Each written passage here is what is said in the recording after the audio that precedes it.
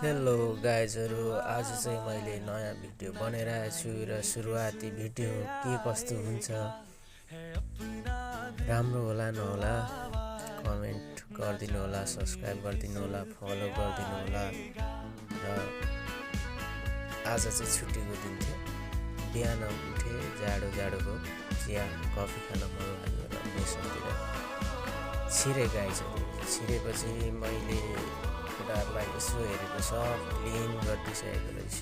पार्सलको लागि डिसहरू जुसहरू हेरेको सबै सरसफाइ गरेर रेडी बनाइसकेको रहेछ। अनि म कफी तताउनु लागेँ।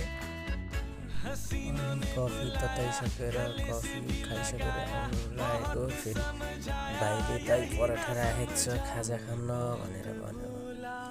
खाजा साजा खाइयो आइयो, यस्तै छ आजको दिन गाइजहरू।